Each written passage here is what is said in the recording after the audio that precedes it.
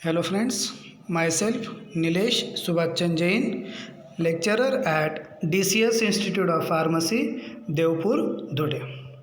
In today's lecture, we will see the banking and finance. In that, we will see the types of bank account. So first, start with the introduction. So we will cover what is mean by bank in previous lecture. Then the function which is performed by the bank means there are number of functions which is performed by the bank to his depositors, to his customer. So the next, that is the types of bank account. In India, bank usually have four major types of deposit account, that is current account, saving account, recurring account and fixed deposit account. तर generally चार प्रकारचे account हे इंडियामध्ये आजच्या घडीला बँकेत open केले जात असतात. पहिलं आहे that is a current account, saving account, recurring account आणि fixed deposit account. Recently bank have also introduce a combining features of this account as per customer and market requirement, but still these accounts are not popular among the public and the traditional four account are considered above all.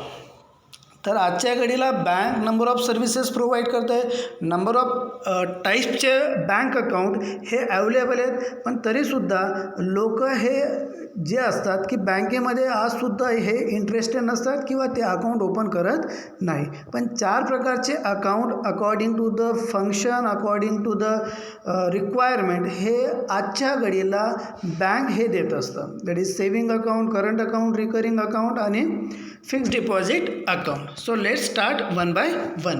So first, that is a current account. So current account are usually for businessman and daily transaction. तर generally current account कोण open करत असतं, तर जे businessman असतात, ज्यांचा business असतो किंवा ज्यांचे डेली ट्रान्झॅक्शन त्यांच्या बिझनेसमध्ये विथ अ बँक हे होत असतात, त्या डिपॉझिटर्सला, त्या कस्टमरसाठी करंट अकाउंट हे बेनिफिशियल असतं. The next point, that is it does not serve a purpose of saving your investment. तर करंट अकाउंटमध्ये पैसा हा जो डिपॉझिट केला जात असतो, तर तो पैसा जो असणार आहे तर तो डिपॉझिट किंवा आपण म्हणतो सेविंगसाठी किंवा it does not serve as a purpose of saving your investment. तर तो सेविंगसाठी नसतो. तर डेली जेव्हा तुम्हाला विड्रॉल करायचे किंवा पेमेंट करायचे तर त्यासाठी तो पैसा हा यूज होत असतो. The transaction facility to this account is so flexible that you make innumerable transaction in a day. तर तुम्ही कितीही वेळा डिपॉझिट करू शकतात, कितीही वेळा बँकेमधनं पैसे हे विड्रॉल करू शकतात. ही फॅसिलिटी करंट अकाउंट ही प्रोव्हाइड करत असते.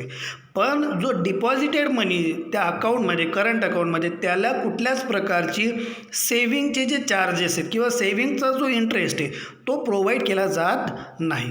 Hence the bank does not pay any interest on your invested amount but it charges certain services charge on such account. तर बँक काय करत असते, तर तुमच्या जे पैसे डिपॉझिट केलेले आहेत तर त्या डिपॉझिट केलेल्या पैशावरती बँक कुठल्याही प्रकारचं इन्व्हेस्टमेंट इंटरेस्ट हे प्रोव्हाइड करत नाही, पण इट चार्जेस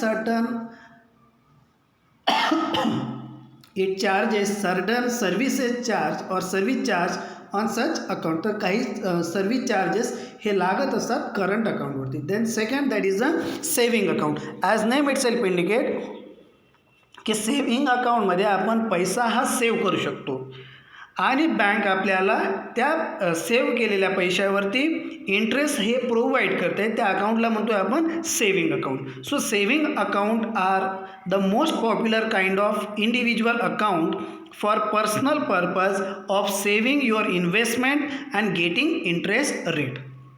तर जो तुमच्याकडचा सरप्लस मनी असेल, वेन यू आर डिपॉझिटेड और you save that money in a bank, at that time bank will provide interest on that deposited or that save money.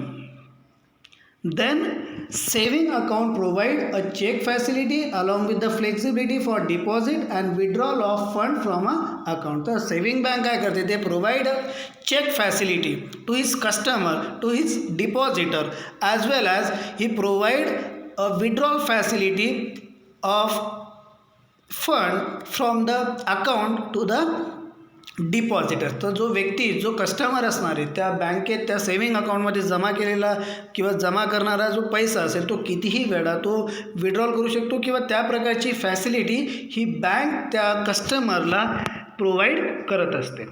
The next that is the recurring deposit account. So that recurring deposit account is also non as a RD account. who wish to invest an average amount of their saving on a monthly basis. आता recurring deposit अकाउंटमध्ये काय होत असतं, एक तर daily बेसिसवरती, जसं तुम्हाला जर 100 रुपयाचं डेली अकाउंट ओपन करायचं आहे तर पर डे तुम्हाला 100 रुपये त्या रिकरिंग अकाउंटमध्ये डिपॉझिट करावे लागतील, किंवा मंथली असेल किंवा 4 मंथली असेल, 6 मंथली असेल, वॉट एव्हर. तर एक स्पेसिफाईड अमाऊंट किंवा कमी जास्त अमाऊंट तुम्ही त्या रिकरिंग अकाउंट किंवा रिकरिंग डिपॉझिट अकाउंटमध्ये डिपॉझिट करू शकतात. This account gain a interest on the amount available in your account. तर whatever amount which is present in your account, on that amount that bank provide a interest to that customer. This account is specially designed for the working public who do not want to invest a large amount at one instance. तर जे middle लोक असतात किंवा जे poor people आहेत, ज्यांचं daily बेसिसवरती जे business करतात, तर त्यांच्यासाठी रिकरिंग डिपॉझिट अकाउंट जे असतं हे बेनिफिशियल आहे. का? कारण की ते जे मिडल क्लास पीपल जे असतील किंवा पुअर पीपल असतील ते वन स्ट्रोक कुठलीही प्रॉपर्टी हे घेऊ शकत नाही किंवा कुठेही ते पैसा वन स्ट्रोक भरू शकत नाही. तर अशा लोकांसाठी recurring account through one stroke हा पैसा किंवा एक स्पेसिफिक अमाऊंट ही 1 बाय 1 किंवा डेली बेसिसवरती तो जमा करू शकतो. आणि जमा केल्यानंतर ॲट दी लास्ट 2 महिने 4 महिने असेल किंवा एक स्पेसिफाईड पिरियडनंतर त्याला अलॉंग विथ द इंटरेस्ट त्या डिपॉझिटवरती किंवा ती डिपॉझिट आणि त्याच्यावरती इंटरेस्ट हा मिळत असतो. That is a recurring deposit account. The next that is a fixed deposit account. आता फिक्स्ड डिपॉझिट अकाउंट त्यालाच म्हणतो आपण FD अकाउंट. आता generally there are various schemes with a tenure from 7 years or 7 days to 10 years. आता fixed deposit account, suppose की एखाद्या कस्टमरनं जर fixed deposit account open केलं तर तो कस्टमर 7 दिवसापासून तर 10 वर्षापर्यंत त्याचा जो deposited money which is a fix, suppose की 1000 रुपये असेल, 10,000 रुपयाची FD असेल, तर त्या FD अकाउंटमध्ये तो 10,000 रुपये किंवा कितीही पैसा तो त्याच्या अकाउंटमध्ये वन स्ट्रोक हा प्लेस करू शकतो फ्रॉम 7 days to 10 years. आता जेव्हा एक स्पेसिफिक पिरियड, सपोज की त्यानं जर ती FD 7 वर्षासाठी ठेवली आहे किंवा 10 वर्षासाठी, after completion of that specific period along with that deposit इंटरेस्टसुद्धा ती बँक त्या कस्टमरला प्रोव्हाइड करत असते. So this account is specially designed who want to deposit their saving for long term to gain good interest rate on this account varies from bank to bank.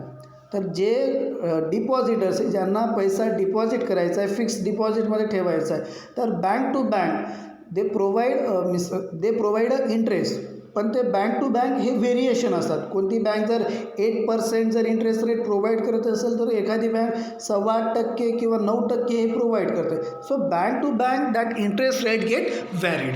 So term fix denotes the period of maturity or tenor. This is about the different types of bank account. Thank you.